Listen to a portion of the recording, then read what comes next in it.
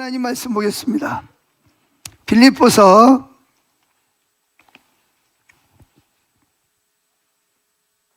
3장 7절부터 14절 말씀까지 보겠습니다. 빌립보서 3장 7절부터 14절까지 다 같이 한 목소리로 합독합니다. 그러나 무엇이든지 내게 유익하던 것을 내가 그리스도를 위하여 다 해로 여길 뿐더러 또한 모든 것을 해로 여김은 내 주 그리스도 예수를 아는 지식이 가장 고상하기 때문이라. 내가 그를 위하여 모든 것을 잃어버리고 배설물로 여김은 그리스도를 얻고 그 안에서 발견되려 함이니 내가 가진 의는 율법에서 난 것이 아니요 오직 그리스도를 믿음으로 말미암은 것이니 곧 믿음으로 하나님께로부터 난 의라. 내가 그리스도와 그 부활의 권능과 그 고난의 참여함을 알고자 하여 그의 죽으심을 본받아 어떻게 해서든지 죽은 자 가운데서 부활에 이르려 하노니 내가 이미 얻었다 함도 아니요 온전히 이루었다 함도 아니라 오직 내가 그리스도 예수께 잡힌 바 된 그것을 잡으려고 달려가노라. 형제들아, 나는 아직 내가 잡은 줄로 여기지 아니하고 오직 한 일 즉 뒤에 있는 것은 잊어버리고 앞에 있는 것을 잡으려고 푯대를 향하여 그리스도 예수 안에서 하나님이 위에서 부르신 부름의 상을 위하여 달려가노라. 아멘. 자, 오늘 말씀의 제목이 뭐죠? 하나님을 아는 것의 상급, 이렇게 나와 있는데 사실은 오직 한 가지 일의 사람이 되기가 원래 제목입니다. 그래서 오늘은 이 말씀을 가지고 오늘과 다음 주에 2주 연속으로 같이 살펴보려고 합니다. 첫째, 오직 한 가지 일의 사람이 되기입니다. 자, 사도 바울은 오늘 본문을 통해서 자기가 의롭게 되고 구원을 받고 하나님의 자녀가 될 수 있은 그런 복을 얻게 된 것은 자기가 어떤 행위로 노력을 많이 해서 얻게 된 것이 아니라 하나님의 사랑을 깨닫고 믿음으로 말미암아 자기가 의롭게 되었다, 이걸 말씀하려고 하는 것입니다. 그래서 이 빌립보서 3장은 사도 바울의 간증입니다. 간증. 그래서 여기 3장 1절에 보면 끝으로 나의 형제들아 주 안에서 기뻐하라. 너에게 같은 말을 쓰는 것이 내게는 수고로움이었고 너에게는 안전하니라. 그러면서 4절부터 보면 이런 말을 합니다. 그러나 3절 하나님의 성령으로 봉사하며 그리스도 예수로 자랑하고 육체를 신뢰하지 아니하는 우리가 곧 할례파라, 이렇게 말하고 있습니다.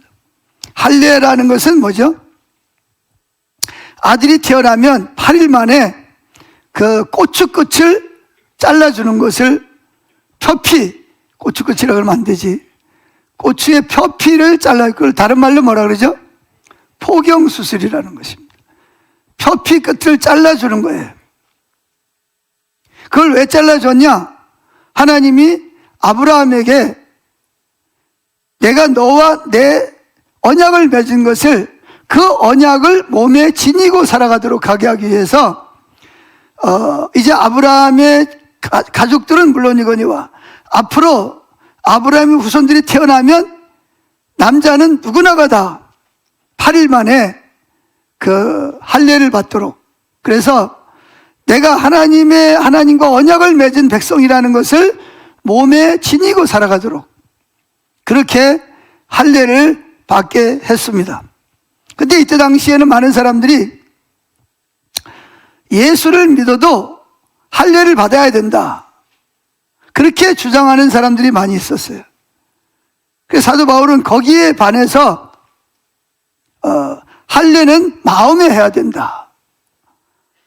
그러면서 여기서 지금 하는 말이 우리가 하나님 앞에서 죄가 용서받고 의롭게 되어서 하나님께 나갈 수 있는 것은 우리가 무슨 할례를 받는 행위나 우리가 무슨 안식일을 지키는 어떤 행위나 그런 걸 통해서 죄의 용서를 받고 이롭게 되고 하나님의 자녀가 된 것이 아니다. 예수님의 십자가를 통해서 이루신 그 사랑을 믿음으로 받아들임으로 말미암아 내가 의롭게 되었고 하나님의 자녀가 된 것을 설명하고 있습니다. 그러면서 그렇다고 해서 내가 하나님의 율법을 안 지키는 것도 아니다. 나는 다른 사람보다 훨씬 더 뛰어나게 율법을 지킨 사람이다.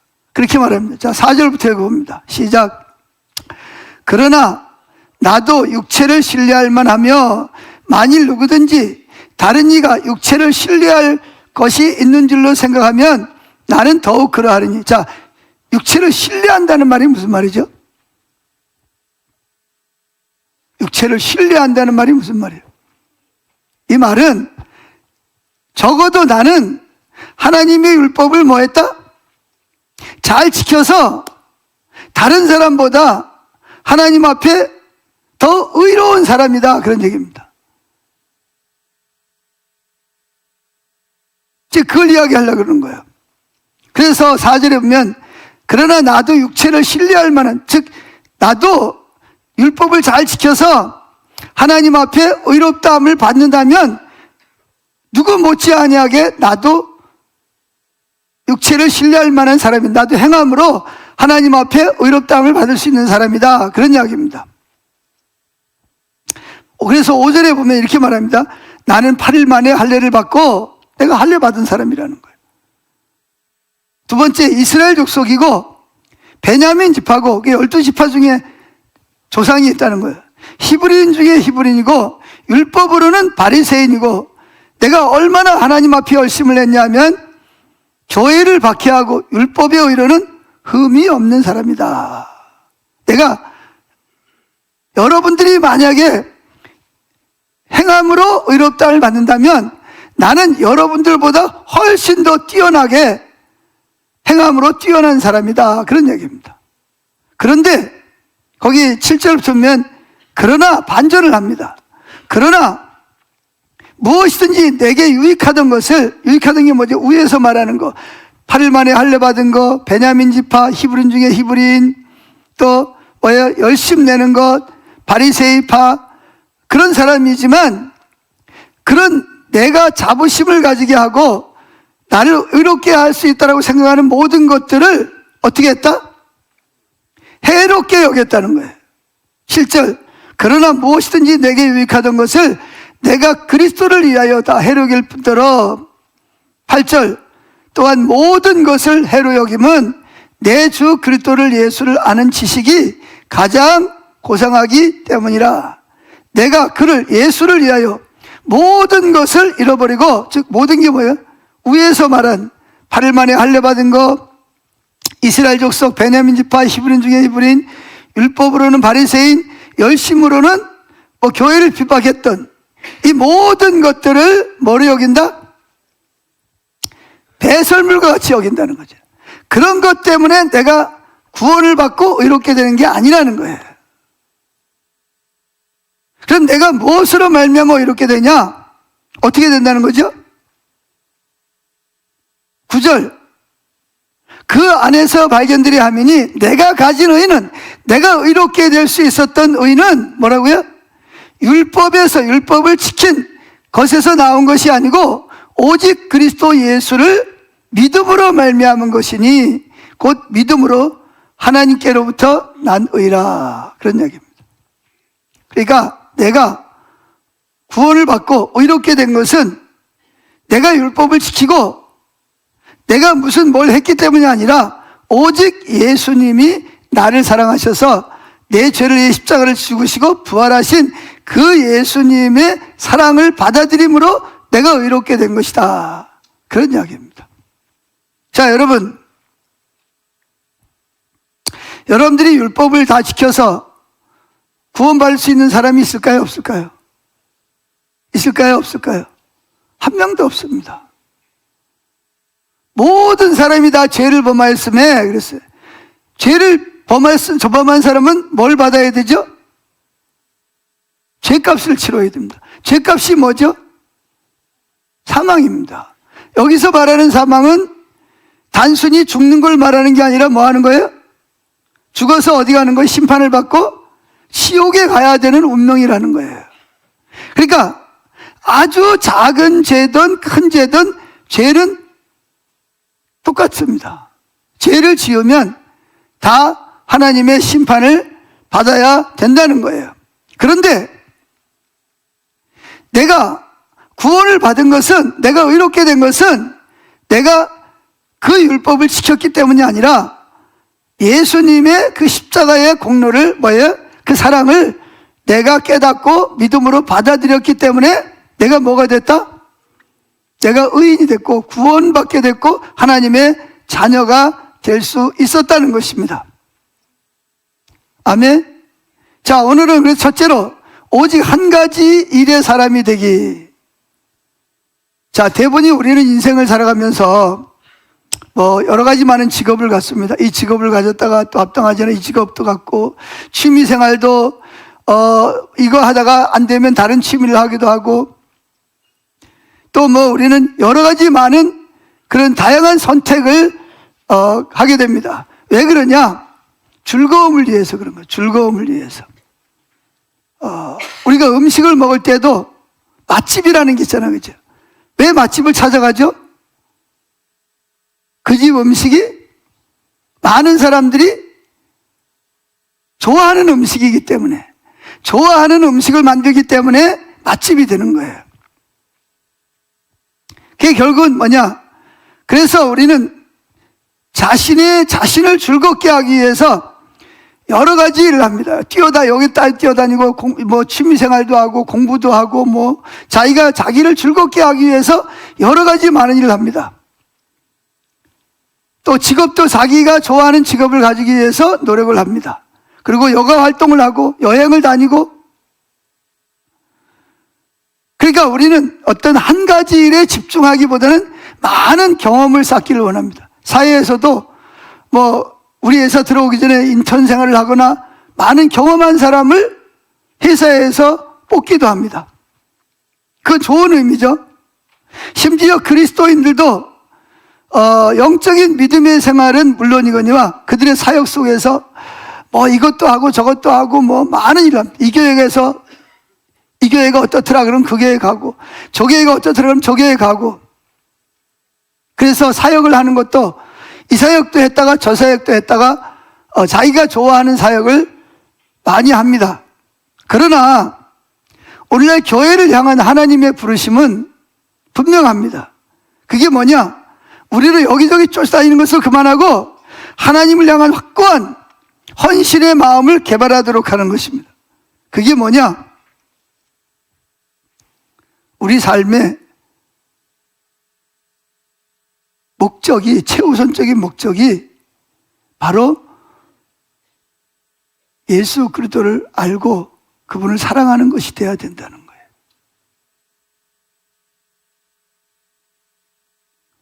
하나님은 우리가 하나님이 어떤 분인지, 예수님이 어떤 분인지 성령을 통해서 깨닫고, 그리고 마음을 다하고 뜻을 다해서 그분을 사랑하기를 원하시는 것입니다. 그걸 다른 말로 말하면 뭐냐? 한 가지 일의 사람이 되라 하는 거. 따라합시다. 오직 한 가지 일의 사람이 되라. 이게 하나님이 우리를 향해서 원하시는 것입니다. 그래서 여러분이 하나님의 마음을 바라보면서 하나님이 나를 향해서 베푸신, 희생하신 그 사랑과 또 나로 인해서 즐거워하고 기뻐하시고 나에게 주시고자 하는 생명과 그 축복이 어떠한 것인가를 깨달아감에 따라서 저와 여러분이 세상의 그 어떤 것으로도 만족을 누릴 수가 없어요. 바울은 예수를 만나기 전에 자기 자신이 자부심이 있었습니다. 나는 태어난 지 8일 만에 할례를 받았어. 오리지널 유대인이라는 거죠. 나는 히브리인 중에 히브리인이야. 나는 율법으로는 바리새인이야. 그게 그때 당시에는 굉장한 자랑거리였습니다. 쉽게 말하면, 지금으로 말하면 나는 우리나라에서 제일 좋은 대학을 나왔고 제일 좋은 직업을 가지고 있고 뭐 그런 자부심을 가질 수 있는 그런 여러 가지를 다 가진 사람, 한두 가지가 아니고 바울은 그런 모든 자부심을 다 가지고 있는 사람이었습니다. 그래서 그걸 훈장처럼 난 이런 사람이야, 난 이런 대학을 나온 사람이야, 난 이런 직장을 다니는 사람이야, 난 이런 사람과 결혼한 사람이야, 우리 부모님은 이런 사람이야, 그러면서 그거를 굉장히 자부심을 가지고 많은 사람들 앞에 자랑스럽게 생각했다는 거예요. 특별히 율법적으로 하나님을 믿는 데 있어서 열심히 율법을 지키고 바리새인이 된 사람이라는 거죠. 많은 사람은 또 바울을 부러워했습니다. 그래서 그는 나름대로 즐거움을 가지고 있어요. 자부심을 가지고 있어요. 그런데 어느 날 다메섹 길에서 누굴 만납니까?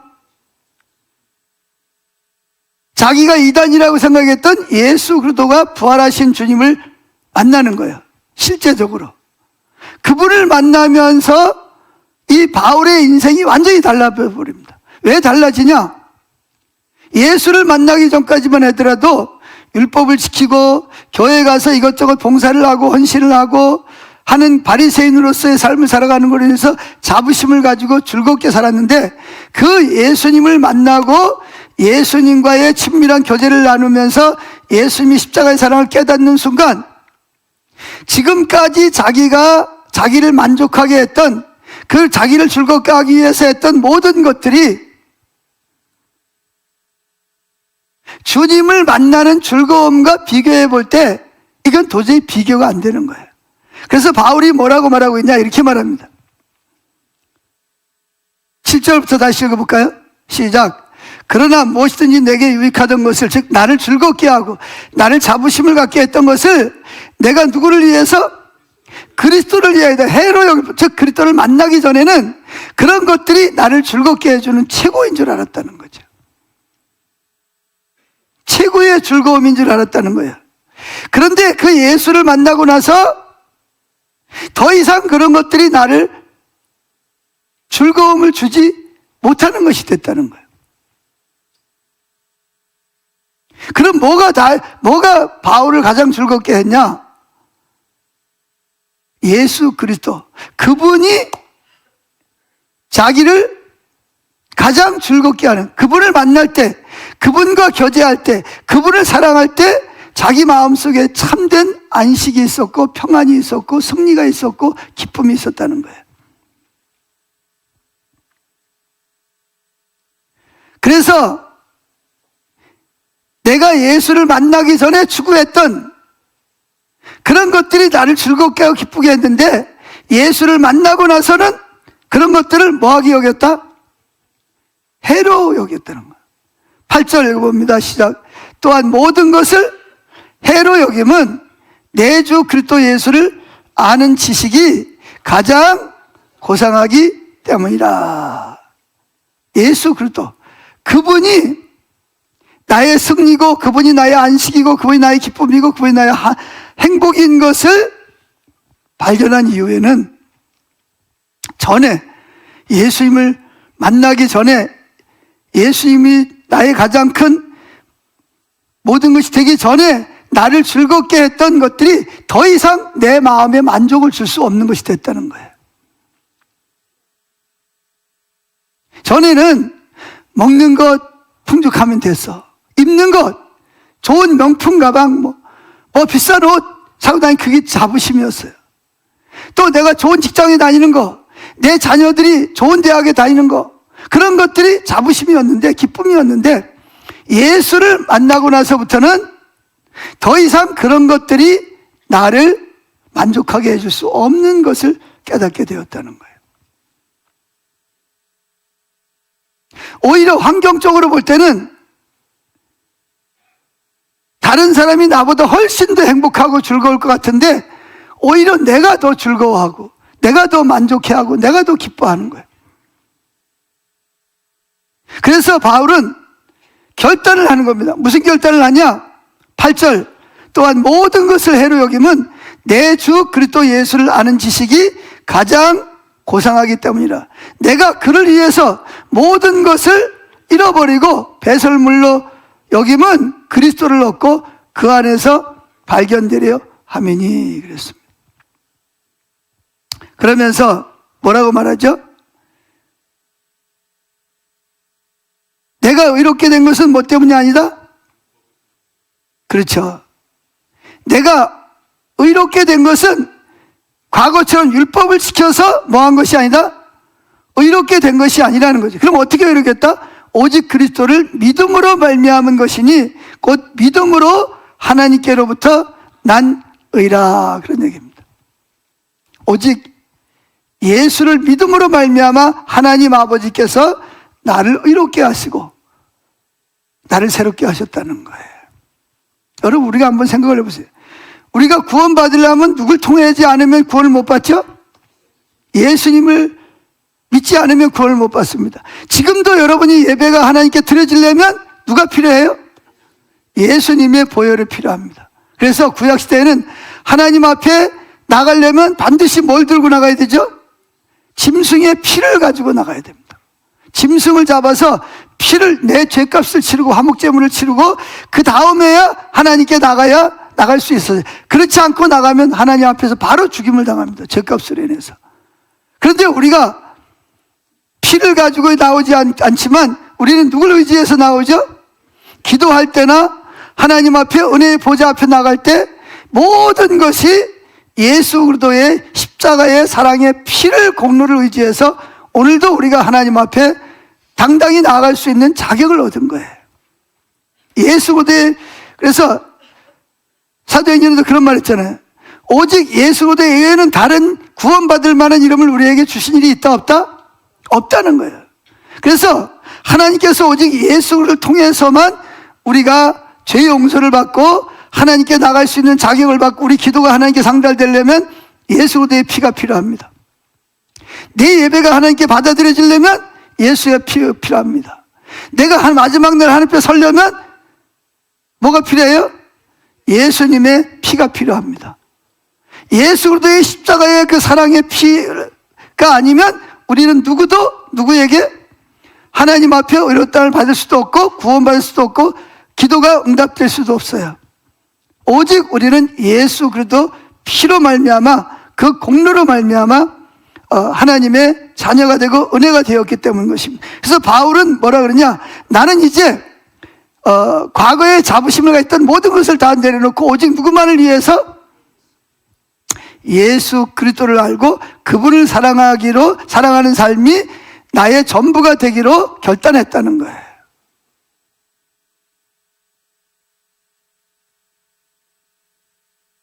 근데 오늘날 많은 사람들이 이 말이 무슨 말인지를 이해를 잘못합니다.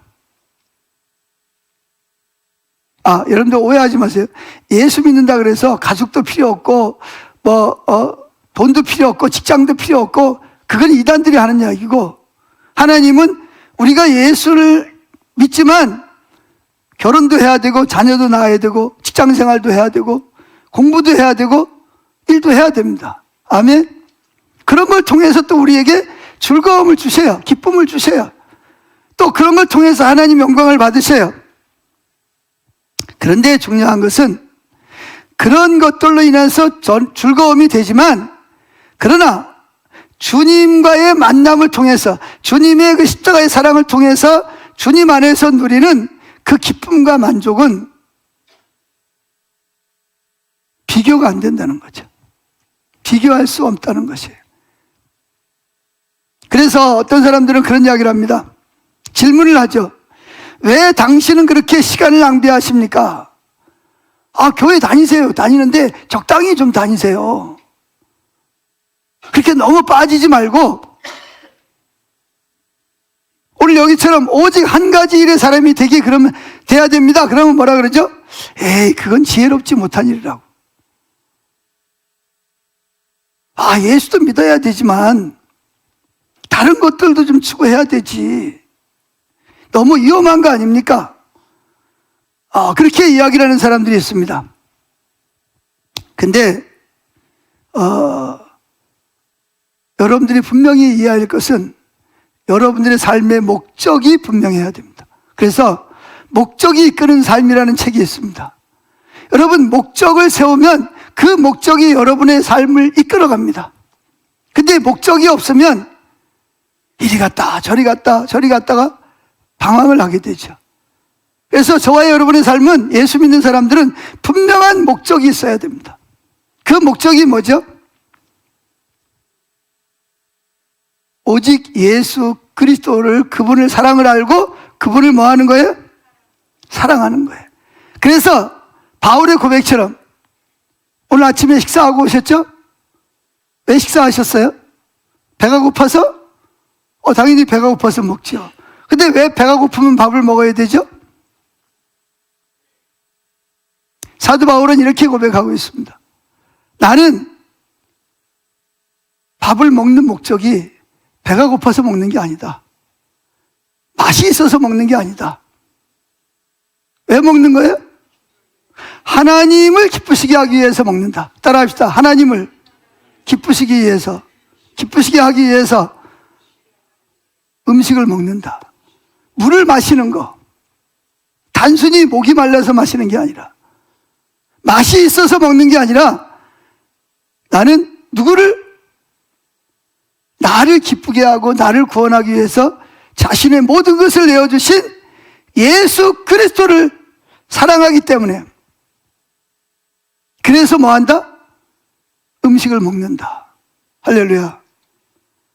자, 여러분, 우리가 일하는 목적이 뭐죠? 월요일이 되면 이제 아침부터 일어나가지고 뭐예요? 새벽부터 준비하고 직장에 가서 하루 종일 직장에서 일합니다. 직장에서 일하는 목적이 뭘까요? 단순히 일반 사람들은 뭐 하기 위해서? 직장을 통해서 내 필요를 채우기 위해서 합니다. 그런데 우리 예수 믿는 사람은 거기서 멈추는 것이 아니에요. 우리 그보다 더 높은, 한 차원 높은 목적이 있어야 되는 거예요. 하나님이 나를 이 회사에 다니게 하시거나 이 사업을 하게 하신 목적이 뭐냐는 거죠. 이 회사를 통해서 하나님의 나라가 확장이 되는 거예요. 오직 예수 그리스도가 나타나고 영광을 받으시고, 할렐루야. 그리고 안 믿는 사람들이 주께로 돌아오고, 그렇게 할 때 하나님께서 내 삶의 필요를 아십니다. 먹어야 되고, 입어야 되고, 써야 되고, 잠을 자야 되고, 차를 타고 다녀야 되고, 이 모든 필요를 하나님이 아시는 거예요. 그러면 하나님께서는 우리의 모든 필요를 채워주시기를 기뻐하시는 거예요. 그러나 최우선적인 목적은 뭐다? 나를 위해 십자가에 죽으시고 부활하신 오직 예수로도 그분을 뭐예요? 사랑을 알고 그분을 사랑하는 것이 내 삶의 최우선순위가 되어야 된다는 거예요. 아멘. 그럴 때 여러분들이 뭐예요? 그럴 때 여러분들의 삶에 세상이 줄 수 없는 만족과 세상이 줄 수 없는 즐거움과 기쁨을 여러분 마음에 부어주시는 겁니다. 그게 원래 우리가 하나님이 우리를 창조하신 하나님의 목적입니다. 아멘. 그런데 그 하나님 예수로도 그분은 빼버리고, 만약에 여러분들이 회사나 학교나 이웃들과의 관계를 통해서 만족을 누리고 즐거움을 누리고 필요를 채우는 것이 그것이 전부라면 여러분들은 예수 안 믿는 사람과 전혀 다를 바가 없어요. 그리고 여러분 마음속에는 늘 뭐가 있죠? 불만족, 만족, 채워지지 않는 삶을 살게 될 것이고, 그리고 늘 뭐예요? 마음에 참된 즐거움이 없이 스트레스를 받고 살게 돼 있어요. 돈이 있는 사람은 있는 대로 스트레스를 받고, 없는 사람은 없는 대로 스트레스를 받고, 좋은 직장에 다니는 사람은 좋은 직장에 다니는 대로 스트레스를 받고, 그렇지 않은 사람은 그렇지 않은 대로 스트레스를 받게 돼 있어요. 하나님이 주시는 참된 만족과 즐거움을 누릴 수가 없는 것입니다. 그게 사도 바울의 고백이 이거예요. 끝으로 내가 여러분에게 고백합니다. 내 신앙을 고백하기. 내가 예수님을 만나기 전에는 내가 그런 걸로 인해서 자부심을 가지고 즐거움을 누리고 살았는데, 내가 이제 예수를 만나고 나니까 그런 것들이 필요 없다는 것이 아니라 예수님 안에서 누리는 즐거움과 만족은, 그런 것들은 과히 뭐예요? 배설물로 여길 만큼 예수 그리스도가 내게 뭐가 됐다? 즐거움이 되고 소중하게 되고 가치 있는 분이 됐다는 것을 간증하고 있는 것을 볼 수가 있습니다.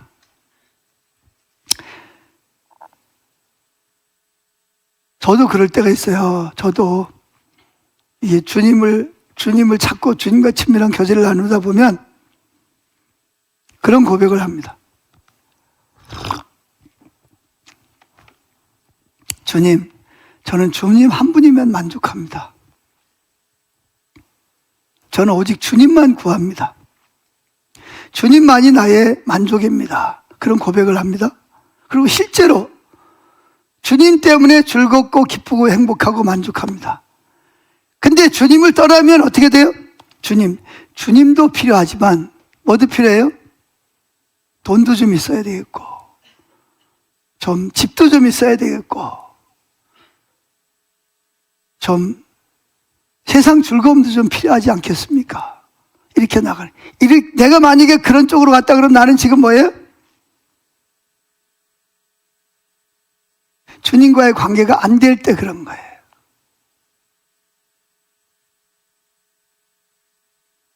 제가 주님을 인격적으로 만나고 3년 동안 정말 주님이 내 옆에 계시는 것이 이렇게 느껴졌어요. 눈으로 보이는 건 아닌데 주님 분명히 내 옆에 계셔. 내가 말을 하면 말도 대답도 하시고. 그런데 주님을 만났다고 해서 내 환경이 바뀐 거는 거의 없어요. 주님을 만나기 전이나 지금 주님을 만난 이후에 환경이 바뀐 거는 거의 옛날 그대로야. 그런데 내 마음속에는 뭐가 있죠?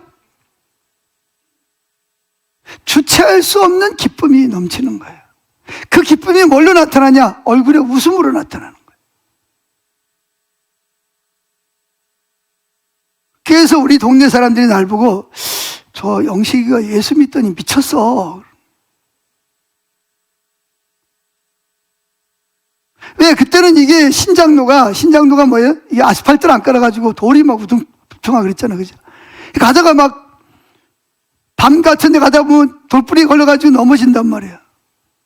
그럼 막 손이 막 이렇게 딱 해가지고 까거나 이런 데가 막 까지거나 그러잖아. 그죠? 피가 난단 말이에요. 그럼 어떻게 해야 돼요?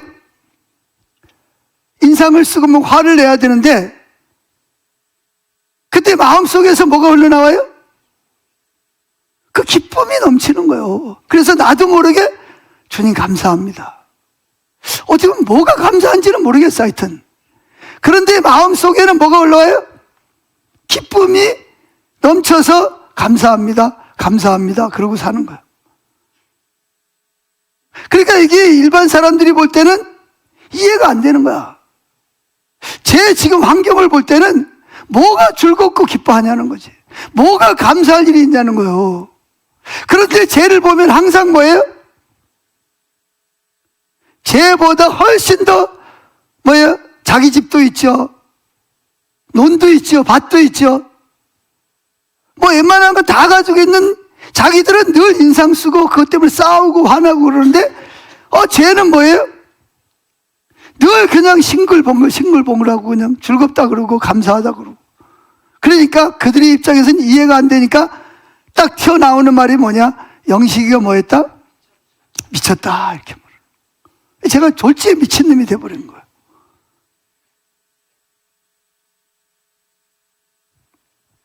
또 길을 걸어가면서 뭐예요? 아무도 없는데 누구랑 주거니 받거니 이야기를 하니까. 그러니까 그 사람들 눈에는 이게 이해가 안 되니까. 근데 여러분, 그런 저를 보고 세상에서 어떤 환경을 통해서 만족을 누리라 그러면 제가 만족을 누릴 수 있나요? 없습니다, 여러분.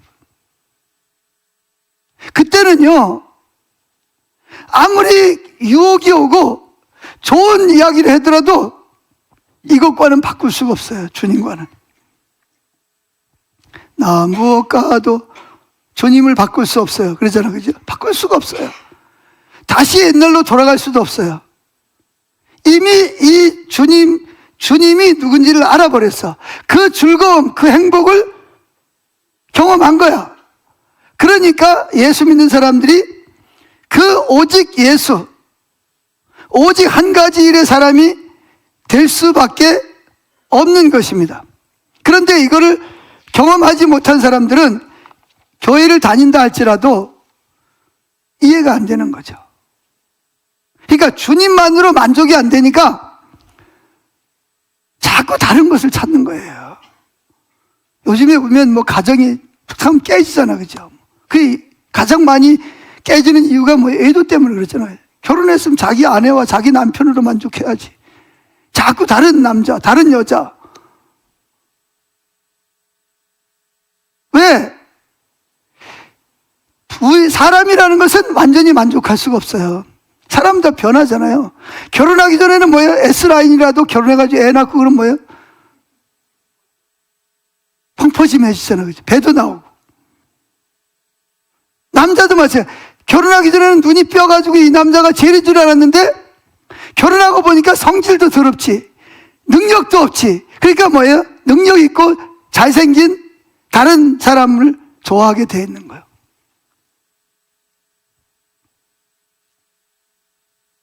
그래서 뭐 요즘에 보면 뭐 등산하러, 제가 어떤 잡지를 읽어보니까 그러더라고요. 등산하러 갈 때, 이렇게 뭐죠? 뭐라 하더라. 가방을 열어놓는데, 뒤에 가방을. 그 왜 그러냐? 나 혼자 왔으니까, 누가 나 좀 뭐 해라? 꼬셔라. 이런 표시래. 그게 다 자기들만의 사인이 있다고 하면 그래요. 그러니까 왜 그러냐? 이게 만족이 없는 거예요. 즐거움이 없는 거예요. 그러니까 이 만족을, 즐거움을 채우기 위해서 어떻게 해야 돼?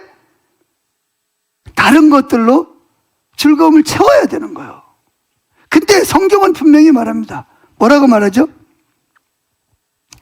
예수 그리스도 그분만으로 뭐한다? 우리는 충분히 만족할 수 있고 즐거울 수 있다는 거예요. 안 믿어지세요?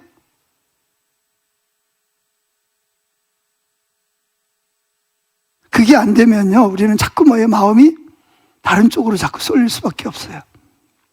근데 중요한 것은, 분명한 것은, 내가 좀 다른 사람이 보기에 좀 부족하고 연약할지라도 진짜 예수 그리스도 그분을 안다면, 그분의 십자가의 사랑을 안다면 저와 여러분의 마음속에는 뭐가 있다? 다른 즐거움을 추구하지 않습니다.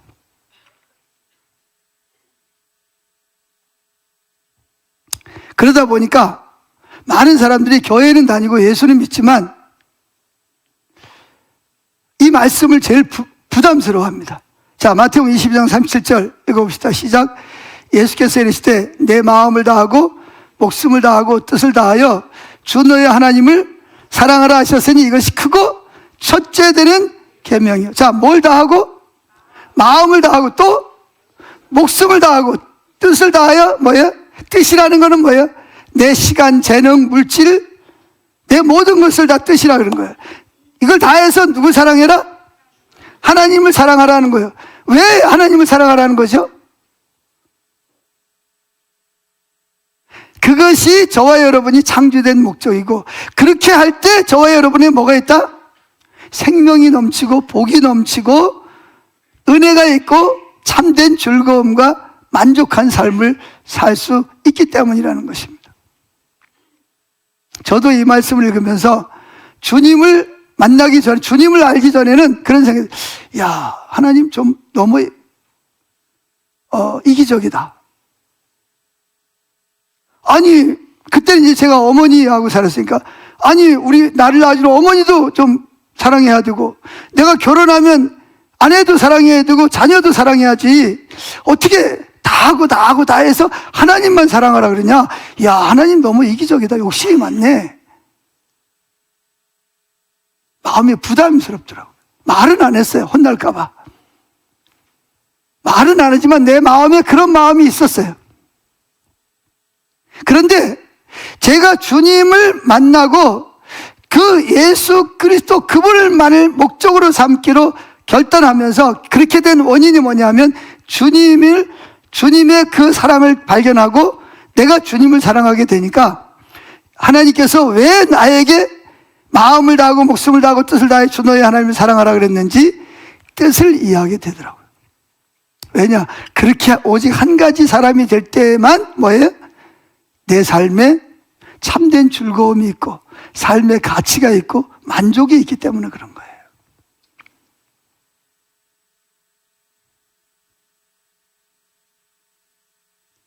많은 교회들이 모든 것으로 하나님을 사랑하라는 말을 거부할 것입니다. 또 많은 교회들이 그 말씀을 끌어안고 받아들일 것입니다. 특별히 마지막 말세에. 그러나 우리 삶의 변화가 왔을 때 우리는 더 이상 이렇게 질문하지 않을 겁니다. 우리에게 원하시는 최소한의 것이 무엇이죠? 제가 무엇으로 그 최소한의 것을 드릴 수 있을까요?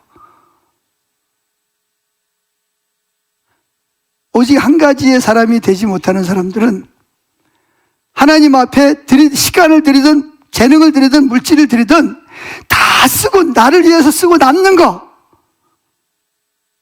최소한의 것을 드리기를 원합니다. 그러나 반대로 주님 그분을 알고 사랑하는 것이 목적이 되는 사람들은 이렇게 묻게 될 것입니다. 주님, 내가 주님 당신에게 드릴 수 있는 최고의 것이 무엇입니까? 그것을 전부 당신에게 드리기를 원합니다. 이런 고백이 나옵니다.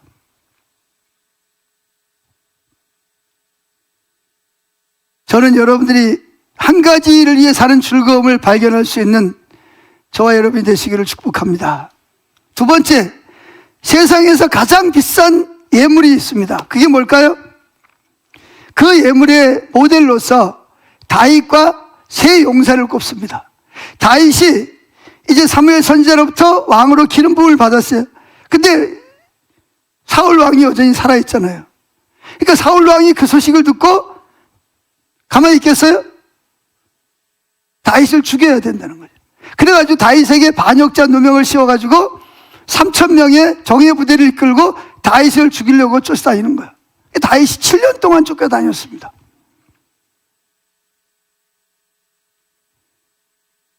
자, 그랬는데 이 다윗이 숨어 지내는 동안에 그 이스라엘 백성들 중에서 한 사람, 두 사람씩 다윗에게로 사람들이 몰려오기 시작을 했습니다. 근데 다윗에게 온 사람들은 대부분이 정상적이지 못한 사람들, 오늘날로 보면 경찰에 수배받는 사람들, 빚을 지고 빚을 못 갚는 사람들,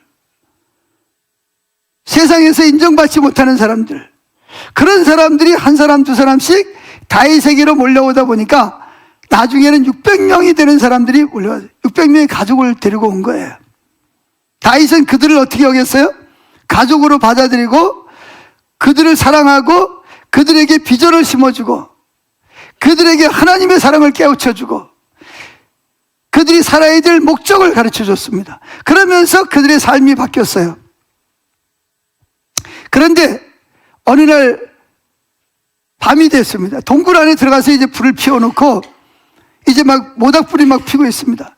다윗이 속으로 혼잣말처럼 합니다. 누가 나로 말미암아 내 고향에 있는 베들레헴에 있는 운물물을 기르다가 나로 먹게 할고, 자기 혼자 하는 말이에요. 그냥 간절히. 왜냐하면 지금 그 사울 왕이 나라를 돌보지 않고 다윗을 죽이려고 쫓아다니다 보니까 블레셋이 쳐들어와 가지고 지금 베들레헴을 짓밟고 베들레헴이 지금 완전히 쑥대밭이 돼버렸어요. 그러니까 다윗의 마음이 너무 아픈 거예요. 그래서 자기도 모르게 나온 말이 뭐예요? 자기가 어릴 때부터 마셨던, 뛰어놀던 그 운물물을 누가 나에게 마시게 할고 혼잣말로 하는 거예요. 근데 그 이야기들을 부하들이 들었어요. 그러자 이제 세 용사가 있습니다. 세 용사가 서로 눈짓을 합니다. 야, 좀 잠깐 나와. 그래가지고 세 명이 나가서 뭐하냐? 우리가 다윗을 위해서 베들레헴 운물물을 기르다가 다윗에게 마시게 하자.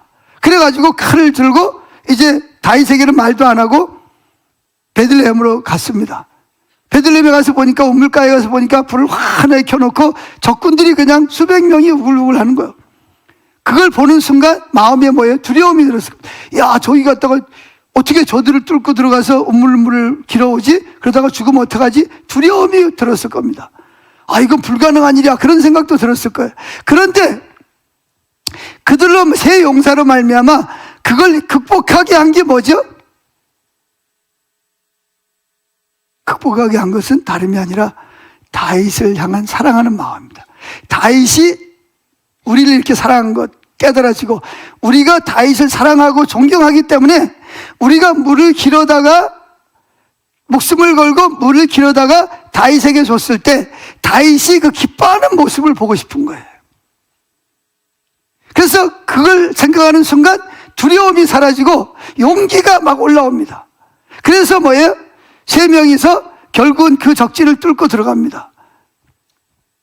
그 블레셋 군대는 갑자기 사울의 군대가 온 줄 알고 뭐 웅성웅성하면서 막 비상을 걸고 난리가 났어요. 그래서 그들은 어디로 가냐? 우물가로 가서 한 사람은 물을 길고 두 사람은 적군들과 싸우는 거죠. 피를 막 튀기면서 막 싸우는 거예요. 그래가지고 물을 겨우 길어가지고 또 나오면서 그들을 막고 있는 적들과 싸웠을 것입니다. 그래서 물을 길어다가 우물물을 길어가지고 오면서 뭐라 그랬겠어요? 야, 물 쏟지 마라. 이거 다윗에게 줄 물이야. 그래가지고 물을 가지고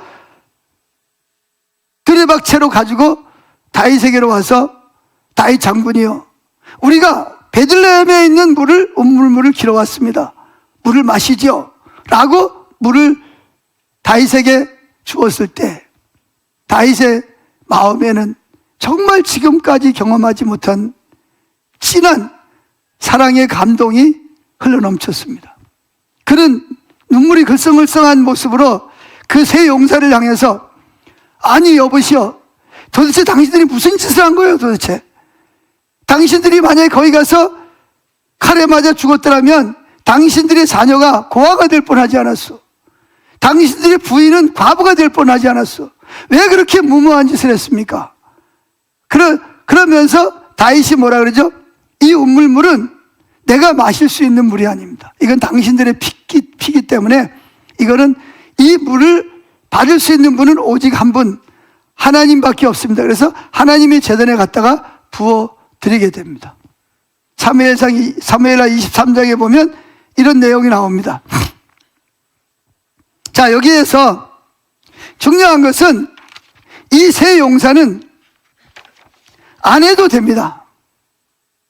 다윗이 우물물을 마시고 싶은가 보다. 그냥 듣고 그냥 흘려버리면 돼요. 지금은 뭐 전쟁인데 언제 그걸 갖다 마셔? 나중에 전쟁이 끝나면 가서 마셔야지. 그리고 지나갈 수 있어요. 그러나 이 세 용사의 마음에는 뭐예요? 다윗이 그 물을 마시고 싶어하는 그 말을 들었을 때 그들의 마음 속에는 다윗을 향해서 어떤 희생을 치르더라도 우물물을 길어다가 다윗이 마시는 것을 보고 싶은 사랑하는 마음이 불같이 타오른 거예요. 그 사랑이 결국은 뭐예요? 블레셋 군대와 피를 튀기는 싸움에서 물을 길어오게 한 거고, 다윗에게 물을 퍼다가 주게까지 된 것입니다. 이것이 뭐냐? 이것은 구약 성경에서 첫 번째로 나오는 가장 큰 헌신의 모습이에요. 그래서 나중에는 다윗은 왕이 됐을 때 130만 명의 군대를 거느렸습니다. 그런데 그들 중에서 세 용사 이야기가 사무엘하 23장에 기록이 되어 있습니다. 왜 기록이 되어 있을까요? 하나님은 이 세 용사를 통해서 뭘 말씀하기를 원하시는 거예요? 그것은 바로 우리에게 말씀하시고자 하는 것은 바로 이 세 용사는 다윗을 너무나 사랑했다는 거죠. 다윗이 자기들을 사랑한 것 같이 자기도 다윗을 너무나 사랑했기 때문에 다윗이 원하는 것을 해주고 싶은 그런 열망이 올라왔던 거예요. 주님은 이 말씀을 통해서 바로 우리가 주님을 그렇게 사랑해야 된다는 것입니다. 자, 제2번을 봅시다. 예수님은 우리를 사랑하여 대십자가에 죽으시고 우리를 의롭게 하기 위해서 부활하신 그 예수님에 대한 감사와 사랑의 태도를 보여줍니다. 이 용사들은 자기들이 다윗을 통해서 받은 사랑과 가족으로서 받아준 그것이 너무나 컸기 때문에 세 용사는 다윗이 원하는 것을 해주기 위해서 그들은 자기들의 모든 것을 걸고 운물물을 길어왔고, 하나님께서는 그 내용을 이 사무엘하 23장에다가 기록해 놓으신 것입니다. 우리에게 오늘 뭘 말을 하겠어요? 우리가 오직 한 가지의 사람이 될 때 우리는 뭐예요?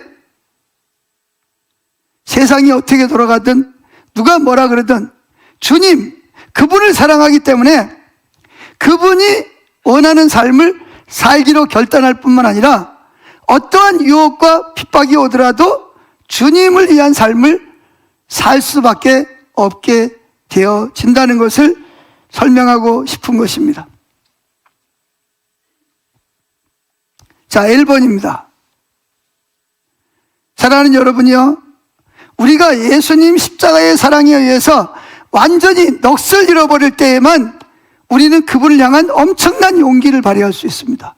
이 세 용사가 다윗에게 넋이 나가버리는 그 사랑을 할 때 그는 수많은 적군들이 모여있는 그들을 두려워하지 않고 그것을 뛰어넘어가서 우물물을 길어다가 준 것처럼 우리가 신앙생활을 할 때 오직 한 가지의 사람이라는 게 뭐냐, 이 세 용사처럼 예수님으로부터 우리가 얼마나 사랑을 받았는지, 그리고 그분을 사랑할 때 누구도 우리를 미혹하거나 그리스도의 사랑에서 우리를 빼앗아갈 자가 없게 되어지는 것입니다. 신약 성경에도 보면 베다니의 마리아라는 여인이 나옵니다. 마리아는 나사로의 동생으로서 그 오라비가 죽었을 때 예수님이 오셔서 3일 만에 살려낸 그런 사람의 동생인데, 그 마리아는 오직 예수 그리스도, 그분이 목적이고 그분을 사랑했기 때문에 그는 그에게 있는 결혼 지참금으로 결혼을 위해 준비해 놨던 그 향유를, 옥합을 예수님의 장례를 위해서 깨트려서 예수님에게 부어드리는 그런 헌신을 했습니다. 그럴 때 아마 그 언니가 그랬을 거예요. 아, 예수님 얘 좀 보세요. 얘 좀 봐. 얘가 미쳤어요. 아니, 이거 부모님으로부터 시집갈 때 가져가라고 준비하라고 준 건데 이걸 깨려가지고 예수님에게 부어드리다니, 얘 이럴 줄 알았어요. 이 언니가 볼 때 마리아는 뭐예요? 지나치게 주님을 사랑하는 사람이야. 못마땅해. 그래서 그 언니만 그런 게 아니죠. 성경에 보면 그 예수님의 제자들도 막 분을 냅니다. 아니, 그 옥합을 팔았으면 300데나리온에 팔아서 다른 데 쓸 수 있을 텐데 그걸 왜 예수님 머리에 붓냐고 화를 내는 사람도 있습니다. 그런데 예수님께서 뭐라고 말씀하시죠? 예수님은 그 마리아의 마음을 알았어요. 마리아가 너무나 자기를 사랑하기 때문에 자기를 위해서 가장 그에게 소중한 것을 자기에게 헌신하는 것을 알았습니다. 그래서 뭐라 그러죠? 가만두어라. 그러면서 하시는 말씀이, 나를 위한 이 복음이 증거되는 곳마다 이 마리아가 나에게 행한 일을 같이 전파하게 될 것이다. 그러니까 예수님이 그만큼 하나님 입장에서 보면 뭐 그냥 옥합 하나지만 그 마리아가 주님을 사랑하는 그 마음, 오직 한 가지의 사람이 되고자 하는 그 마음, 열망이 예수님의 마음을 너무나 기쁘게 하고 행복하게 만드는 걸 볼 수가 있습니다.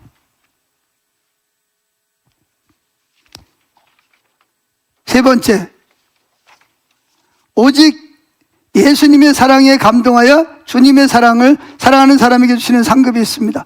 여기 누가복음 19장이면 삭개오라는 사람이 나옵니다. 그 사람은 세리장이요, 부자요. 근데 키가 작아요. 근데 예수님이 여리고성에 온다는 말을 듣고 삭개오도 예수님이 누군지를 좀 알아봤어요. 그래서 예수님을 보려고 갔는데 키가 작아서 볼 수가 없어요. 장애물이 생긴 거죠. 근데 삭개오의 마음은 꼭 예수님을 보고 싶은 거예요. 그래서 어디로 갑니까? 예수님이 걸어가는 그 신장로를 따라서 앞으로 달려갑니다. 그래서 저 멀리 있는 무화과 나무에 올라가서 그 밑으로 지나갈 예수님을 보기 위해서 무화과 나무에 올라가 있습니다. 그런데 예수님이 수많은 사람들과 함께 길을 따라서 지나가다가 삭개오가 올라가 있는 그 무화과 나무 밑에 딱 서자마자 예수님이 삭개오를 올려다봅니다. 올려다보면서 뭐라 그러죠? 삭개오야, 삭개오야. 이름을 불러주는 거예요. 그러면서 뭐라 하죠? 내려와라. 내가 오늘 너희 집에 유해야겠다. 삭개오는 상처가 많은 사람입니다. 그리고 그는 직업이 세리장이라서 오늘날로 말해 우리나라로 말하면 일제 때 일본 앞잡이가 돼가지고 자기 백성들의 피를 빨아먹는 일본 앞잡이와 같은 사람. 그래서 다른 사람이 다 싫어한 거예요. 그런데 그 삭개오가 사람들이 삭개오를 보면 돌팔매질하고 욕하고 침을 뱉었어요. 그러나 삭개오는 그럴수록 더 돈을 모아서 부자가 됐습니다. 그런데 그 돈을 모아서 자기 만족을 채우려고 했는데 다윗의 마음, 이 삭개오의 마음에는 참된 만족이 없었죠. 그런데 예수님이 오셔서 삭개오를 부르면서 내가 오늘 너희 집에 유해하겠다 하는 말씀을 듣는 순간 삭개오는 지금까지 한 번도 경험하지 못했던 즐거움과 기쁨을 가지고 감람나무에서 내려와 가지고 예수님을 모시고 자기 집으로 갑니다. 사람들이 수근수근거립니다. 야, 예수가 하나님이라면서 어떻게 저런 죄인의 집에 들어가냐? 사람들이 수근수근합니다. 예수님도 듣고 있고 삭개오도 듣고 있습니다. 예수님이 삭개오의 집에 들어갔습니다. 이제 손을 씻고 발을 씻고 음식을 먹을 준비를 하는 동안 삭개오가 예수님 앞에 엎드립니다. 엎드려서 고백을 합니다. 뭐라고 고백을 합니까? 예수님, 만약에 내가 내 재산을 절반을 팔아서 제가 가난한 자들에게 나눠주겠습니다. 그리고 내가 만약에 남의 것을 속여서 취한 것이 있다면 제가 그 사람들에게 내 재산을 팔아서 4배로 갚겠나이다 라고 고백을 합니다. 자, 여러분, 저를 보세요. 뭐가 삭개오를 이렇게 변화시켰죠? 뭐가 삭개오를 이렇게 변화시켰어요? 지금까지 별의별 사람이 별의별 말을 다 했어요. 그렇죠? 너 세리장 하면 안 돼. 너 그만큼 벌었잖아. 이제 그만해. 아마 별의별 자녀들도 아마 그랬을 것이고 부모님들도 뭐라 그랬을 거예요. 근데 삭개오는 그걸 쥐고 있었어요. 이게 자기의 전부라고, 자기의 즐거움이라고 생각을 했거든요. 근데 이제는 뭐예요? 스스로 그걸 포기합니다. 자기의 힘이고 기쁨이고 만족이었던 것을 손을 탁 펴버립니다. 어떻게 그게 가능했죠?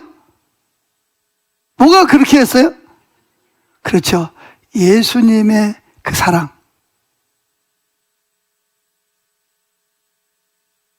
그 예수님의 따뜻한 미소와 자기를 불러주는 이름. 삭개오는 아마, 저는 삭개오의 마음이 이해가 됩니다. 지금까지 돈이나 세상의 즐거움이 줄 수 없는 오직 예수님만이 나에게 줄 수 있는 이 생명과 이 만족과 이 기쁨을 무엇과도 바꿀 수가 없는 거예요. 아멘? 지금까지 한 번도 누려보지 못한, 경험해보지 못한 이 즐거움, 이 기쁨, 이 만족, 이 안식, 여기에서 삭개오는 모든 걸 다 포기합니다.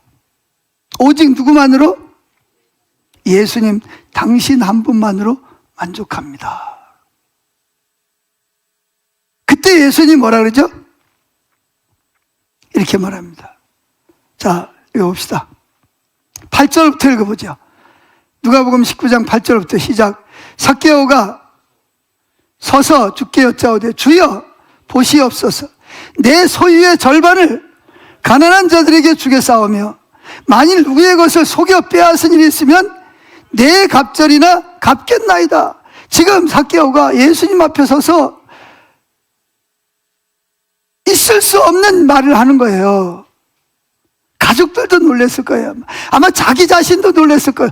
내가 이렇게까지 변할 수 있나? 이건 누가 강요에 의해서 되는 게 아니에요. 본인 스스로가 그런 고백을 하는 거예요.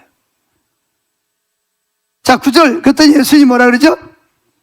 예수께서 이르되 오늘 구원이 이 집에 이르렀으니 이 사람도 아브라함의 자손이로다. 오늘 구원이 이 집에 이르렀으니 이 사람도 아브라함의 자손이로다. 이게 바로 오직 한 가지 사람에게 주시는 상급입니다. 상급. 오직 예수를 믿지만 다른 데서도 만족을 찾으려고 했던 사람이 아니라 오직 주님만이 줄 수 있는 그 만족을, 그 즐거움을 경험하는 사람만이 고백할 수 있는, 할 수 있는 헌신입니다. 그래서 예수님이 여기에 나와 있지 않지만 그런, 내가 온 것은 뭘 구하러 왔다? 의인을 구하러 온 것이 아니라 죄인을 구하러 왔다. 이렇게 예수님께서 말씀하시는 것을 볼 수가 있습니다. 자, 여러분, 이때 삭개오의 마음이 어땠을까 한번 생각해 보세요.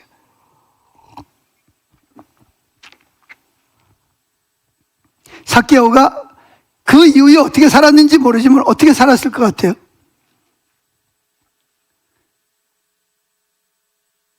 삭개오는 아마 구름 위를 걸어가듯이 세상이 줄 수 없는 즐거움과 만족으로 그는 희열을 느끼면서 살았을 것입니다. 아멘. 하나님은 저와 여러분들을 마음을 다하고 목숨을 다하고 뜻을 다해 주 너의 하나님을 사랑하라고 말씀하신 이유는 바로 세상이 줄 수 없는 이 만족과 기쁨과 행복을 저와 여러분에게 주시고 싶어서 그런 것입니다. 찬양하겠습니다.